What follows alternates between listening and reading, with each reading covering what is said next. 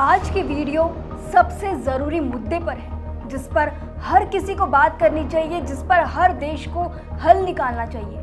क्या आप कल्पना भी कर सकते हैं कि अगले 48 घंटे में सभी मीडिया चैनलों पर, सभी अखबारों में आपको एक हेडलाइन मिले कि हजारों बच्चों की मौत भूख से हो गई, तड़पकर हो गई। वीडियो को शुरू करने से पहले आप ये तस्वीरें देखिए।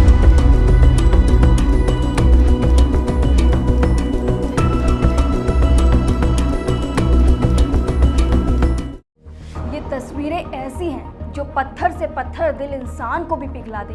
क्या आपको पता है गजा में 48 घंटे के अंदर 14,000 से ज्यादा बच्चे मर सकते हैं? क्यों? खाना ना मिलने के कारण। ये हम नहीं बल्कि यूनाइटेड नेशंस ने चेतावनी जारी करते हुए मंगलवार को कहा है। इतना ही नहीं, यूनाइटेड नेशंस का ये भी कहना है कि अगर इन्हें मदद नहीं पहुंचाई गई तो स्थिति इतनी भयावह हो सकती है जिसकी आप कल्पना भी नहीं कर सकते।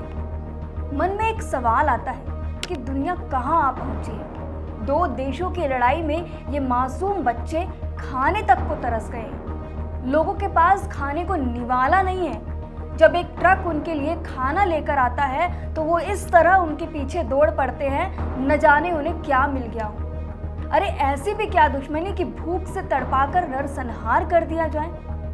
यहाँ हम दो देशों के बीच क्या चल रहा है उस पर बात नहीं करेंगे, ना ही इस पर कि कौन सही है या कौन देश गलत। बात होगी तो सिर्फ और सिर्फ इंसानियत की, जो सरासर यहाँ शर्मसार हो रही है। एक फिल्म आई थी, रोटी कपड़ा और मकान। इससे भी सबसे पहले रोटी यानी कि खाने को तवज्जो दी गई है। सोचो, क्या लड़ाई, डिप्लोमेसी या किसी देश से बदला लेना इससे भी ऊपर है, इंसानियत से भी ऊपर है? लेकिन ऐसा संकट पैदा कैसे हुआ, गजा की हालत ऐसे कैसे हुई, इस पर बाकी देशों का क्या रुख है, चलिए सब कुछ विस्तार से समझते हैं।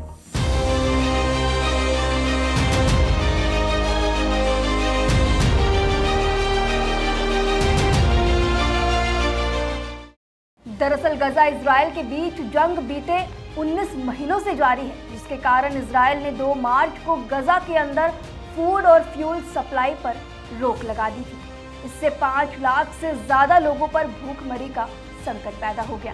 हालांकि इजरायली पीएम बेंजामिन नेतन्याहू ने 19 मई को गजा में सीमित यात्रा में खाना भेजने की इजाजत दी थी, लेकिन यूएन के मानवीय सहायता प्रमुख टॉम फ्लेचर ने कहा है कि 19 मई को सिर्फ और सिर्फ 5 ट्रक ही गजा पहुंचे हैं, जिसमें बच्चों के लिए खाना और कुछ जरूरी सामान शामिल था।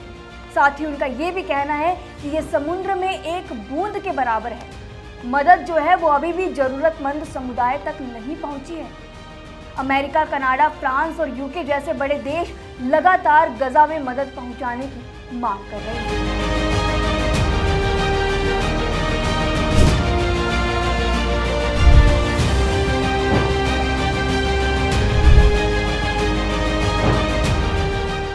टॉम फ्लेचर ने बीबीसी को बताया कि अगर हम उन बच्चों तक नहीं पहुंच पाए तो अगले 48 घंटों में 14,000 बच्चे मारे जाएंगे। गजा में बड़ी संख्या में बच्चे, आपको बता दें कि कुपोषण का शिकार हैं। इसलिए उनका कहना है कि गजा में फूड सप्लाई पर रोक से पहले हर रोज लगभग 600 सहायता ट्रक आते थे, जिसके मुकाबले अभी दी जा रही मदद काफी कम है। सोचिए, जिस देश में बच्चों के खाने पीने के लिए 600 ट्रक जहां पहले पहुंचा करते थे, वहां अब सिर्फ मात्र 5 ट्रक आ रहे हैं। क्या उन 5 ट्रकों में इन सभी बच्चों के लिए, इन सभी परिवार वालों के लिए क्या जरूरतें पूरी होती होंगी?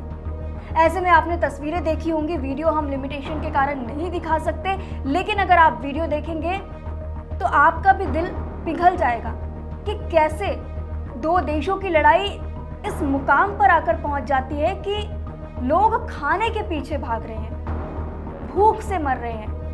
फ्लेचर ने आज गजा में शिशु आहार और खाने से भरे 100 ट्रक और पहुंचने की उम्मीद जताई है। यूनाइटेड नेशन ने इजराइल के कदम की सराहना की है, लेकिन और ज्यादा सहायता की जरूरत पर भी गौर दिया है। यूएन के खाद्य सुरक्षा विशेषज्ञों ने पिछले हफ्ते गजा में अकाल की चेतावनी जारी की थी। इसके साथ ही खबर ये भी है कि इजरायली सेना की निगरानी में अब खाना अमेरिका की कंपनियां बांटेगी। रिपोर्ट के मुताबिक गजा में फिलहाल 1 हफ्ते के लिए मदद पहुंचाई जाएगी। इस दौरान इजरायली गाजा में खाना बांटने के लिए नए वितरण केंद्र बनाएगा और ये सभी फूड डिस्ट्रीब्यूशन सेंटर जो हैं वो इजरायली सेना की निगरानी में रहेंगे।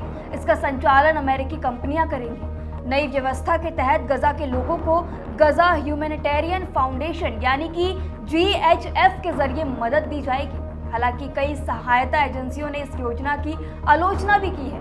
उसके पीछे का कारण भी जानिए। इन एजेंसियों का कहना है कि इससे मानवाधिकार का उल्लंघन होता है। GHF आपको बता दें कि स्विट्जरलैंड में रजिस्टर्ड है। पूर्व अमेरिकी मरीन जैक वुड्स इसे चलाते हैं। संयुक्त राष्ट्र का कहना है कि वह GHF के साथ काम नहीं करेंगे क्योंकि यह निष्पक्ष है।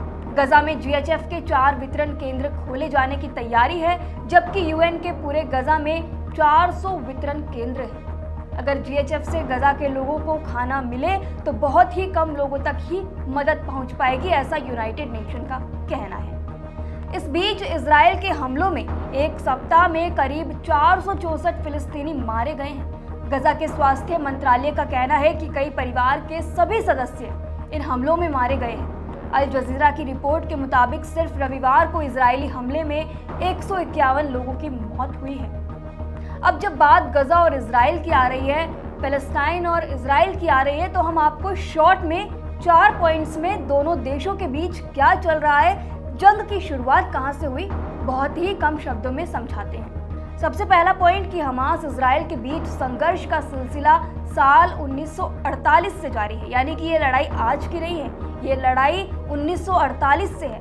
इसने भीषण रूप 7 अक्टूबर 2023 को तब लिया जब हमास ने इजराइल पर हमला किया। जी हाँ, ये बहुत कम लोग जानते हैं कि हमला पहले हमास की तरफ से ही किया था और इजराइल पर जो ये कार्रवाई है वो जवाबी कार्रवाई है, जिसमें 815 नागरिकों सहित 1195 इजरायली और विदेशी नागरिक मारे गए।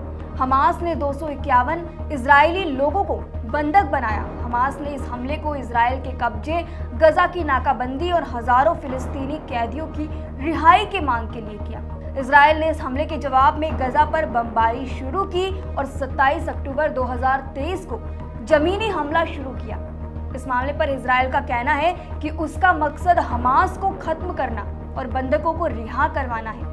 इस युद्ध में 61,000 से ज्यादा फिलिस्तीनी मारे जा चुके हैं, जिनमें ज्यादातर महिलाएं और बच्चे हैं जो कि निर्दोष थे। इजराइल में 1200 से ज्यादा लोग मारे गए इस दोनों हमलों में, जबकि गजा में 80% लोग विस्थापित हो चुके हैं, यानी कि दूसरी जगह ट्रांसफर हो चुके हैं और ज्यादातर बुनियादी ढांचे जो हैं वो गजा के नष्ट हो चुके हैं। तो इस पूरे मसले पर, इस युद्ध में जिस तरह से भूखमारी से बच्चे तड़प रहे हैं, आप क्या राय रखते हैं हमें कमेंट सेक्शन में जरूर बताएं।